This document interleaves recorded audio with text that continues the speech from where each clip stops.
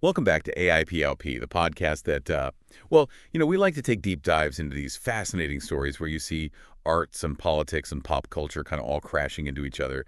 And today we've got one that's really got everybody talking. Yeah. It's President Trump's recent announcement about the Kennedy Center The Kennedy Center? for the Performing Arts. Now, you might think, oh, another political move, right? No. But this one's got some twists and turns that I think make it worth a much closer look. Yeah, I think what's fascinating here is that it's really unprecedented.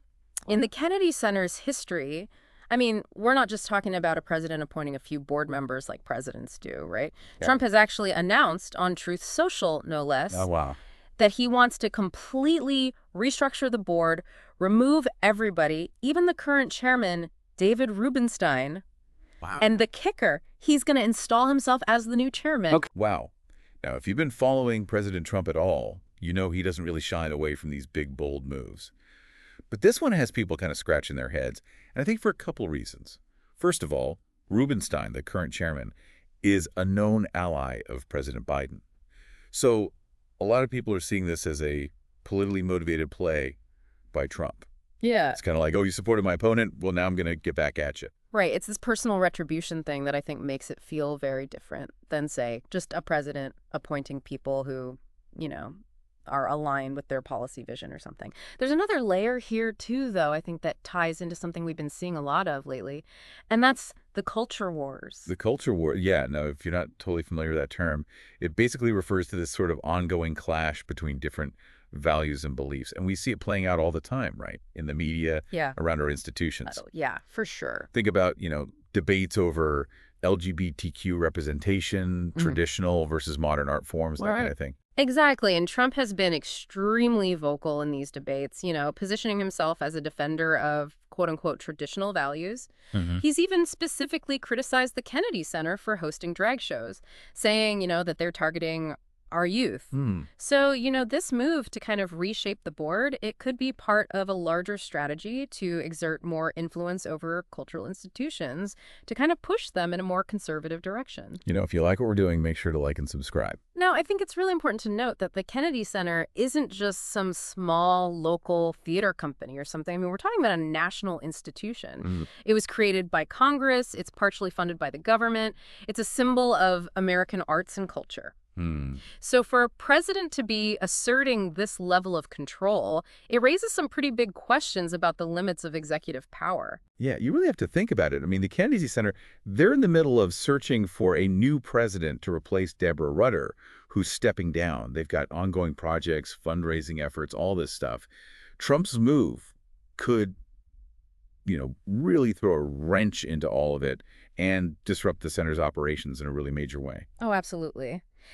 And the Kennedy Center's already pushed back a little bit. They released a statement expressing their surprise at this move. And they pointed out that, yes, presidents can technically appoint board members, but this is the first time ever that a president has tried to replace the whole board and make themselves the chairman. They're basically saying this is not how it's done. It's like a political thriller, right? Unfolding in real time. You've got a president making a power play. You've got a cultural institution pushing back. And the whole thing's playing out against this backdrop of, all this cultural tension that we're seeing. So the question is, what happens next? What are the consequences of this for the Kennedy Center, but also for the whole arts community? We're going to be digging into all of that in just a moment, so stick with us.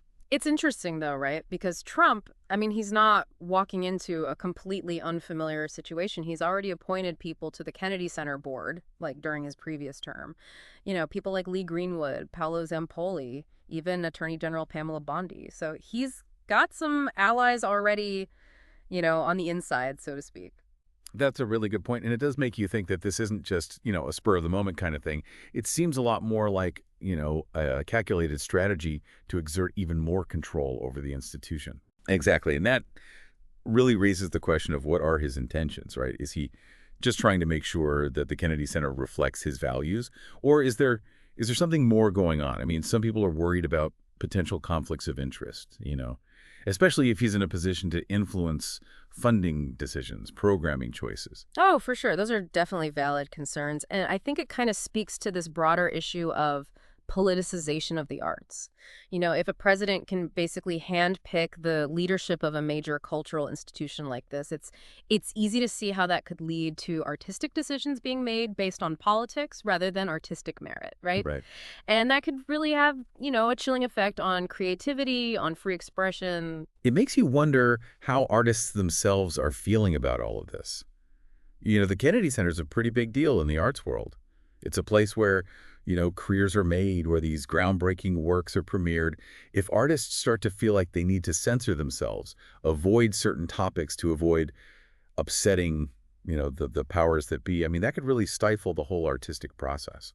Right. And remember, it's not just about, the big name artists. The Kennedy Center, they do a lot to nurture young talent, to provide educational programs for the community. hmm So the impact of this could really go way beyond, just the walls of the institution itself.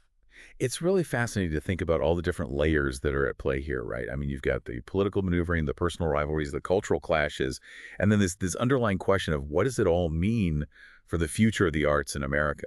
It's a lot to unpack, but I think it's so important that we have these conversations because what happens at the Kennedy Center could really have ripple effects throughout the entire arts community. Absolutely. And I think it's even bigger than just the arts, right? It raises these fundamental questions about the balance of power in a democracy. If a president can control a cultural institution like this, what's to stop them from doing the same thing with other organizations, agencies, whatever?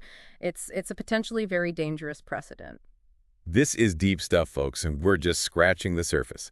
If you're finding this conversation as thought-provoking as we are, make sure you hit that like button, subscribe to the channel, so you don't miss any future deep dives. But we're not done yet. We still need to explore the long-term consequences of this move by Trump. So stay tuned for the final part of our deep dive where we'll consider what might happen, what it all means for the future of the Kennedy Center, the arts in America.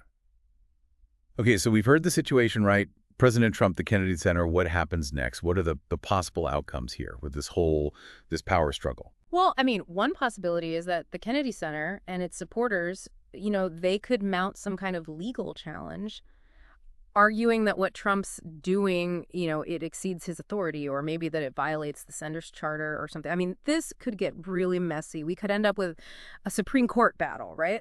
Trump versus the arts Oh, wow. showdown at the Supreme Court. The media would just eat that up. Oh, absolutely. It would be this huge cultural flashpoint. Everybody weighing in on, separation of powers, artistic freedom, the whole 9 yards. Yeah.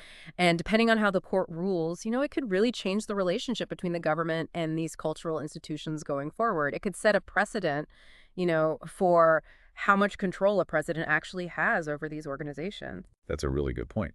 On the other hand, though, the Kennedy Center, maybe they take a different approach. Maybe they try to negotiate with the Trump administration, try to find some kind of compromise. Like maybe they agree to some changes, but in exchange, they get assurances about continued funding or maybe more autonomy when it comes to programming. Yeah, it's possible, but, that would require some pretty delicate diplomacy and a willingness from both sides to actually, find that common ground, which given, how things are right now politically, it might be tough. Yeah, for sure. And, there's always the chance that this whole thing backfires on Trump, right? Maybe it alienates donors, supporters of the Kennedy Center. People might not want to give money if they think, the institution is becoming too political. Yeah, that's a real concern for sure. I mean, the Kennedy Center relies a lot on those private donations. So if the funding drops, it could really hurt their ability to, to do what they do. So it's really up in the air right now. I guess we'll have to just see how things play out. But it's definitely a wake-up call, I think, for everybody. It reminds us that the arts, they're not separate from politics. They're not immune to these kinds of pressures. And we have to protect their independence, their integrity. I completely agree. The arts, they're so vital to our society. They provide this platform for creativity, expression, critical dialogue. We can't take that for granted. We need to support these institutions that are fighting for the arts. And we need to speak up when their freedom is being threatened. Absolutely. Well, if you are as intrigued by this story as we are, make sure you subscribe to AIPOP and share this deep dive with your friends. Let's keep this conversation going and ensure that the arts, continue to thrive, that they continue to be a vital force in our culture and our society. Thanks for tuning in.